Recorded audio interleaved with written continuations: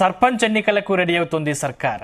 వార్డుల వారీగా ఓటరు జాబితా రెడీ చేయాలని రాష్ట్ర ఎన్నికల సంఘం ఆదేశాలు జారీ చేసింది.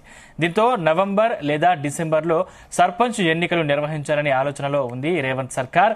ఇప్పటికే ప్రత్యేక అధికారుల పాలన ముగిసింది. మరింత ఆలస్యం అయితే కేంద్రం నిధులు రాకుండా పోయే ప్రమాదం ఉంది. మరోవైపు బీసీ కులగణన అనేది సుదీర్ఘ ప్రక్రియ కాబట్టి పాత రిజర్వేషన్లనే కొనసాగించాలని ప్రభుత్వం భావిస్తోంది. ఈ మేరకు అధికారులు సైతం ఎన్నికల నిర్వహణకు ఏర్పాట్లు చేస్తున్నారు. దీంతో రాష్ట్రంలో మరోసారి ఎన్నికల పండుగ వాతావరణం రాబోతుంది.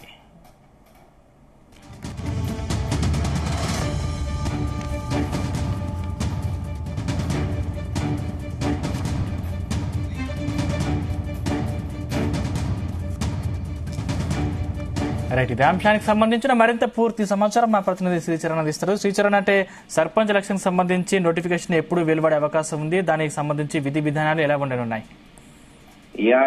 సందీప్, సర్పంచ్ ఎన్నికలకు ప్రభుత్వం రెడీ అవుతుంది. వార్డుల వారీగా ఓటర్ జాబితా రెడీ చేయాలని రాష్ట్ర ఎన్నికల సంఘం ఆదేశాలు జారీ చేసింది. దీంతో నవంబర్ లేదా డిసెంబర్ లో సర్పంచ్ ఎన్నికలు నిర్వహించాలని ప్రభుత్వం ఇప్పటికే ఆలోచనలో ఉంది. అయితే ఇప్పటికే ప్రత్యేక అధికారుల పాలన కూడా ముగిసింది. మరింత ఆలస్యం అయితే కేంద్ర నిధులు రాకుండా పోయే ప్రమాదం ఉంది. మరోవైపు బీసీ కులగణ అనేది సుదీర్ఘ ప్రక్రియ కాబట్టి పాత రిజర్వేషన్లనే కొనసాగించాలని ప్రభుత్వం భావిస్తుంది. ఈ మేరకు అధికారులు సైతం ఎన్నికల నిర్వహణకి ఏర్పాట్లు చేస్తున్నారు. దీంతో రాష్ట్రంలో మరోసారి కూడా, అంటే మనం సిరీస్ గా కూడా చూసుకుంటే 2023 నవంబర్ నుంచి కూడా అసెంబ్లీ ఎలక్షన్స్, ఆ తర్వాత పార్లమెంట్ ఎలక్షన్స్, ఎమ్మెల్సీ ఎలక్షన్స్, తర్వాత ఇప్పుడు సర్పంచ్ ఎలక్షన్స్ కూడా వస్తున్నాయి. మరోవైపు జెడ్పీటీసీ, ఎంపీటీసీ కూడా ఎలక్షన్స్ వస్తున్న నేపథ్యంలో రాష్ట్రంలో మరోసారి ఎన్నికల పండుగ రాబోతుంది అని కూడా చెప్పుకోవచ్చు. అయితే ఇప్పటికే కొద్ది రోజుల కిందట ఎలక్షన్ కమిషన్ కూడా చీఫ్ సెక్రటరీకి ఒక లెటర్ కూడా ఎన్నికల సంఘం రాసింది. ప్రతి జిల్లాకి కలెక్టర్ తో పాటు ఒక 5 సిబ్బందిని ట్రైన్ చేయాలి ఎలక్ట్రోల్స్ పైన కూడా అని కూడా లెటర్ రాసిన విషయం తెలిసిందే. దానిపైన చీఫ్ సెక్రటరీ కూడా జిల్లా కలెక్టర్లందరికీ కూడా అడ్రస్ చేస్తూ ఒక లేఖ రాశారు.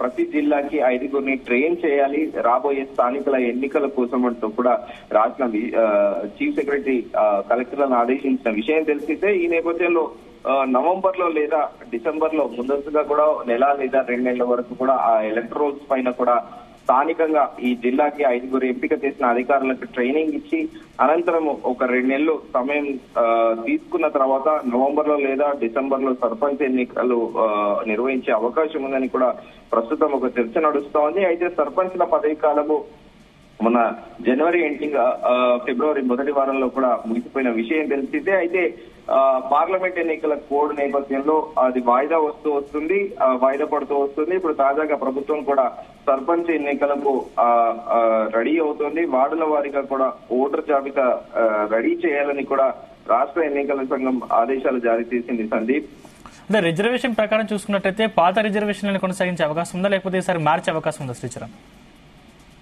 రిజర్వేషన్ లో యథావిధిగా కొనసాగించే అవకాశం ఉందనేది కూడా ప్రస్తుతం అయితే ఒక టాక్ నడుస్తోంది. కొత్తగా మరి ముందుగా అనుకున్నట్టు బీసీ కులగణ అనేది కూడా అది కొద్దిగా sensitive issue, at the same time అది కాంప్లికేటివ్ ఇష్యూ అని కూడా చెప్పుకోవచ్చు. కర్ణాటకలో కూడా ఎన్నికలకు ముందు కూడా బీసీ కులగణ కర్ణాటక రాష్ట్ర ప్రభుత్వం చేసింది. అనంతరం రాజస్థాన్ లో కూడా బీసీ కులగణ అనేది జరిగింది. కాకపోతే గత బీఆర్ఎస్ ప్రభుత్వం ఉన్నప్పటి నుంచి ఈ బీసీ కులగణ అనేది ప్రస్తావన వస్తుంది.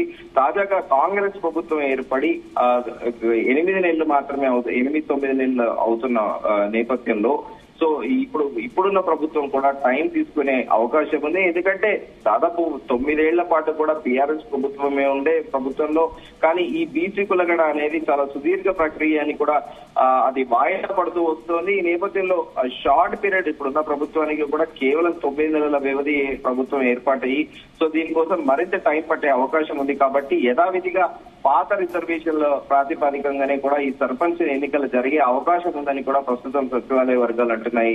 సందీప్.